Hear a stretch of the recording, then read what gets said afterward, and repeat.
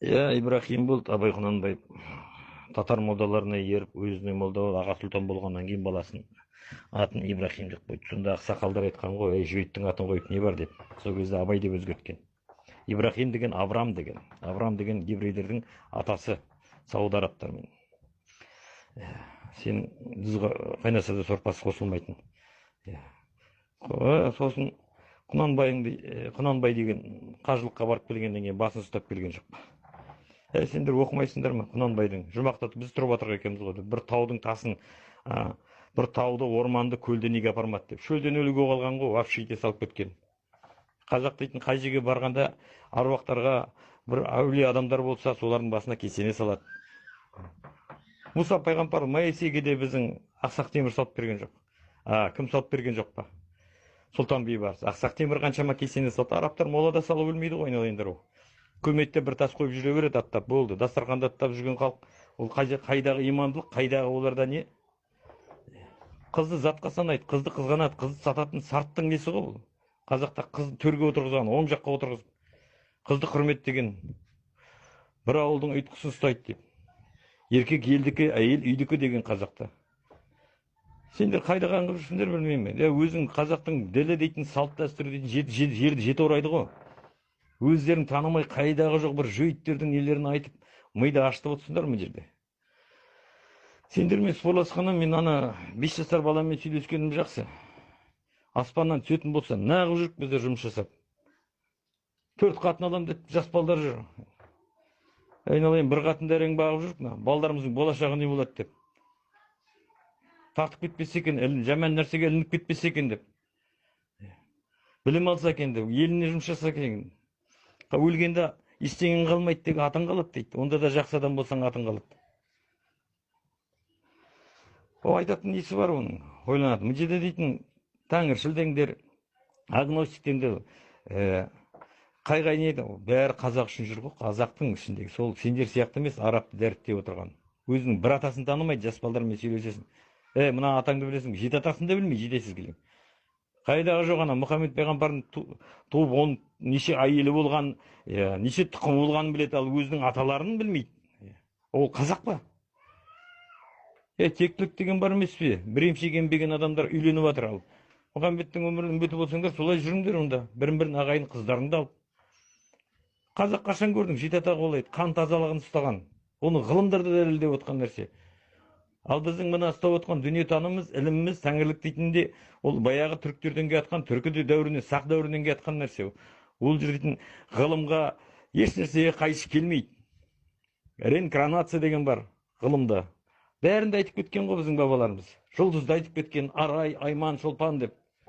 Құранда дейтін, жер жалпақ дейді, күн жерді айналады дейді, кешке балшыққа батады дейді, жұлдыз шайтанға ататын дейді, арайға ұшып жатқан жоқ қой Марсқа. Сендер қайда өрде жүрсіңдер енді, оқымаңдар ше өздерің нелеріңді. Кезінде сенген шығар енді. Ал бізге дейтін 19 ғасырда сол кімнің кезінде қатты кірді ғой? Екатерина. Кіргізген жоқ па татар молдаларын? Бұлардың тізесін бүктірмесек, бұлар батыр халық қорықпайды, жауға шаба береді, өлімнен қорықпайтын халық. Бұларды Құдаймен қорқыту керек деп. Авраамдықтан да кіргізді ғой. Сол осы күнге дейін соғыста дейтін мана Белоруссияда нелерде балшықтан қазақтар табылып жатыр. Қалай табылып жатыр? Басқа табылмаса, сүйегінің қалтасында ана тапқанда тырнағы мен шашы жүреді, шашпайды, сақалы жүреді. Қазақтың тәңірлігі ілінбес пе бұл дейтін? Шашпайтын. Қазақ қашан көрдің аруақ деп, Аллаху акбар деп шауып жүрген. Қазір спортсмендер жүр, мына жеріне сақал қойып, Аллаху акбар Ахмат сыйла деп. Аруақ деп шаппай ма? Қажымұқанның өзі аруақ деп шыққан жоқ па? Ойланыңдар шеш. Сендер өздерің бабаларыңыз шауып отсыңдар. Құдай ұрған оңалар, аруақ атқан оңалмас дейді. Құдай сені жаратты, көз берді, сананы берді, жаратушы. Аяқты берді, 7,5 миллиард халықты бұтына қарап, жуын бат, дұрыс оқымат деп қарап отырған жоқ. Сені демейтін ата бабаларың ғой, көмектесетін.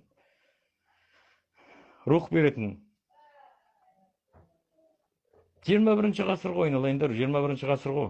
Кезінде сендік, бәріміз мұсылман деп жүрдік. Артынан оқыдық, келдік, жүйіттерге тірелдік. Кітаптарын оқығаннан кейін барып, саясатқа кіргеннен кейін барып, мына соғыс неден болды деп, тарихтың оқығаннан кейін барып түсіндік. Бұл үлкен догма екен. Халықты ұстау, Изм деген сөздің бәрі. Халықты догмада ұстау, қорқытып, біреуді құдаймен қорқытады, аурумен қорқытады, соғыспен қорқытады, ақыретпен қорқытады. Ұстап ойландырмау. Сенің дүнияң аспанда, ақыретте, мына дүниені сен ойланба, мынаның бәрі жалған деп. Пәни деп. Қазақ жарықтық дүние дейді. Сен ойланба, сендер үшін біздің балдар ойланады деп жөйттер отыр. Мына байлық сендердікі емес, сендердікі ақыретте, мына байлық біздің балдарымыздікі деп. Соған ұйықтап отырсыңдар ғой сендер, не істеп жатсыңдар? Мына Жапониядан келген, Жапониядан отырып сөйлеп отқан ағамыз ол ояқтың көріп тұр қандай дамығып кеткенін. Сосын айтып жатыр, қазақтың жаны ашып, қазақтар кішкене білімге, ілімге ұмтылсын деп. Қазір балдарда білім бар ма? Білім жайлы біреу, мына мұсылманмын деп жүрген білім жайлы біреу сұрақ қойды ма үкіметке? Мына білімді неге дұрыстамай, неге лаборатория ашпаймыз, неге осындай мектептерде, институттар, неге практика жүргізбейміз деп. Біреу айтпайды ғой. Мешітке жиналып тек тоңқайы болды. Сыйына берсін мейлі. Но білім жоқ қой. 2025-те электронный искусственный интеллект келеді. Айтайын, сот болмайды. Сотта да искусственный интеллект тұрады. Қазір мұны сот күтен дейтін операторлар искусственный интеллект робот сөйлеп жатыр. Вот сонда басталады. Электронный ақша келеді жүйіттердің шығарған. Міне сонда сендердің кім екенін көресіңдер, қожайын.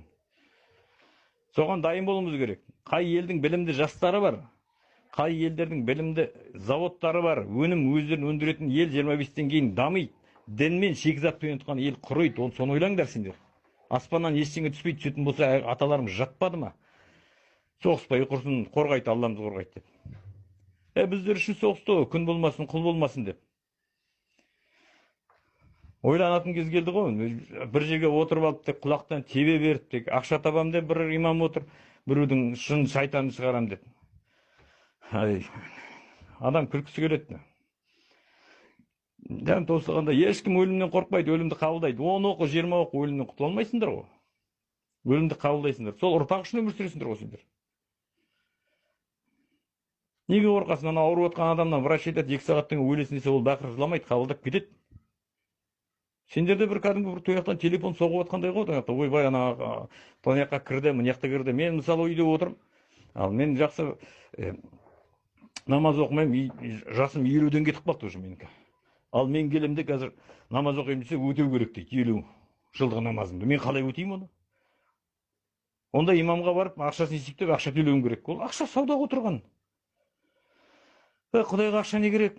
Сен жүрегің таза болса, ешкімге жамандық тілемесең, ұрлық жасамасаң, жаман айтпасаң, өтірік айтпасаң, сен қайда күнә сенде? Әке-шешеңді бағып, еңбегін қайтарсаң, балдарыңа жол сызып берсең, білімді қылсаң, болашақ деген сол ма? Арқаңды кеңге салып кетпейсің бе, балдарың болашағы жарқын болса? Ал қазір біз балдарымыздың алды не болатынын білмей отырмыз. Сол үшін білім, ғылым керек деп жатыр. Қаншама біздер дәуір ұрысып кетті ғой. Мына тұрған Қытай 20 жылдың ішінде бір дәуір. Оларды не шығарып жатқанын көріп жатсыңдар ма? Японияны айтпай қой. Япония ол кометаға ұшып, теңіздің астын зерттеп болды, мұхиттың астын. Ол кометадан материал алып, Австралияға түсіріп, одан ұшып қайттан екінші кометаны қуып жүр бұлардың. Өздері жүріп аспаннан түседі деп. Балдарды ұйықтатамыз ғой мұнамен біздер. Жарар енді, жыртық нәскимен жүріп халықтар ақша жинап береді, соны біреуге барып 2 пакетін бересіңдер де, ойбай, осындай, жәрдем бермейсіңдер ма, керім болсыңдар. Қармақ, балық берме, қармақ бер дейді, оқыту керек адамдарды, өзі табатындай қылып.